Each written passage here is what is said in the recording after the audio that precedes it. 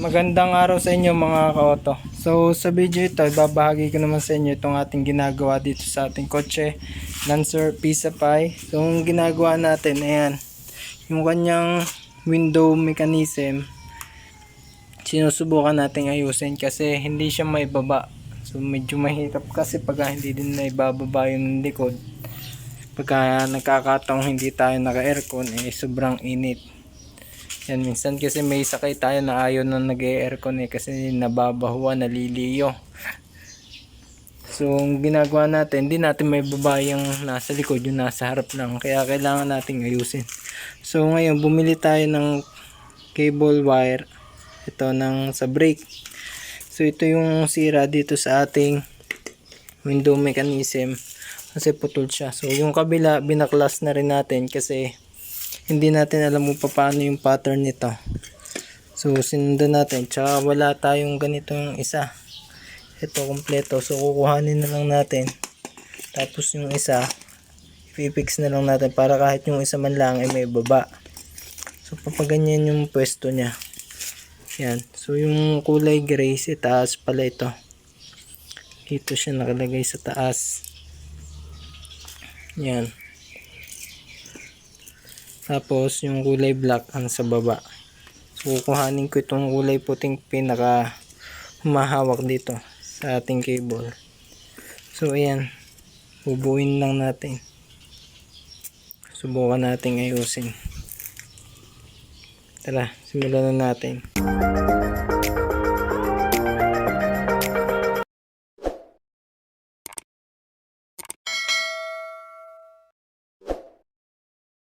So ayan mga ka-auto, nilusot natin dito yung cable sa loob. Tapos papasok natin siya muna dito.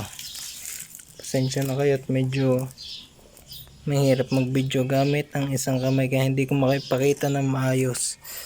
Pero susubukan nating ipakita yung ating ginagawa sa abot ng ating makakaya. Yan.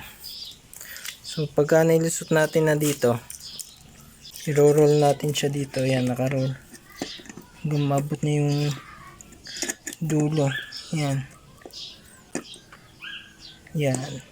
Mga ka-auto, nilusot na natin dun sa kabila, sa baba natin pinadaan yan. Kailangan kasi dito yung nagmumula. Ayan, papaganyan. Yung kanina dito, papaganon. So mali siya. Dapat papaganyan. Yan. So dito muna natin siya pinalusot para hindi na natin baklasin. Tapos ilulusot natin siya dito. Ayun. Taga yan. Lusot natin dyan. Ayan. Sa taas. Punta doon. Susuksok natin siya doon para madali nating maiikot doon. Isama natin. Ayan. Nilusot na natin dito mga ka-auto. Ilulusutin naman natin siya dito.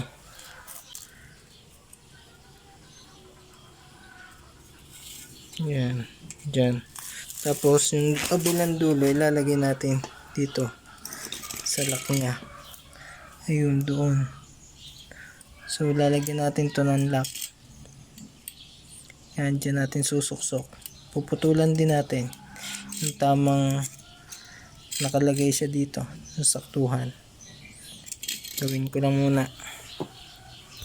Ayan mga ka-auto, nailusot na natin. So nasukat na natin hanggang dito. So ito yung ating puputulin dyan. Yan, saktuhan. So ito yung ating pinakagagamitin lock. Ayan. So pupukpukin ko lang yan. Tapos susuksok natin dito.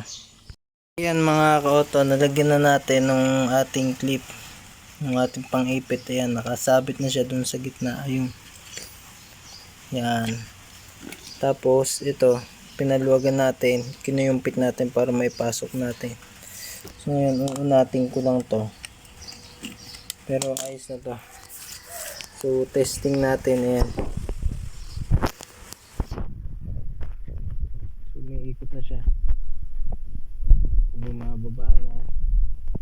Tapos tumataas. Ayan.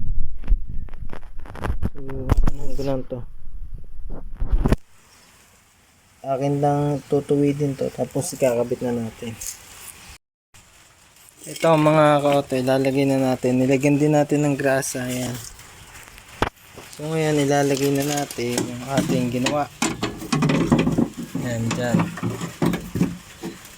Papasok muna natin dito. Hirap lang talagang gawin gamit ng isang kamay. Lalagyan natin ang tornilyo dito. Kailangan talaga dalawang kamay mga ka-auto. Lalagyan ko lang tornilyo to.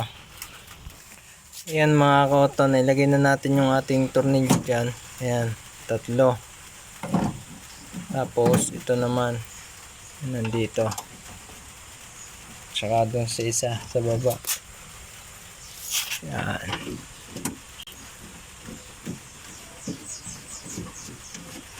Tapos itong tornilyo ito dito.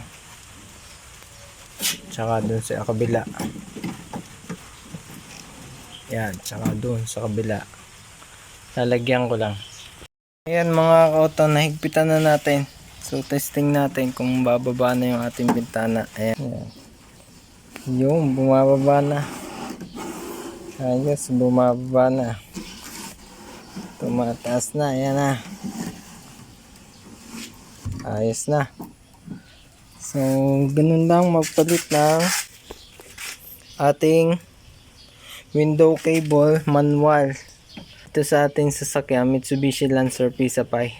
So pagka may sira yung ating bintana, hindi natin may baba o may taas, naputol yung ating cable, so pwede natin siyang repairin na ganito. Ganun lang yung pagpapalit nya. Brake cable lang pwede na. Sa mga bike yan. Ayos na. Medyo maganit lang kasi matagal tong hindi na pa lagay, pero at least tumataas baba na siya ngayon. Yeah. So kung nagustuhan nyo itong video to at bago pa lang kayo dito sa ating channel, mag-subscribe na po kayo para updated kayo sa mga susunod ko pa ibabahagi mga video sharing, DIY, mga tipid tips tungkol sa ating mga auto. Ayan. Salamat. So ikakabit ko na lang ang sidings nito. Ayos na to.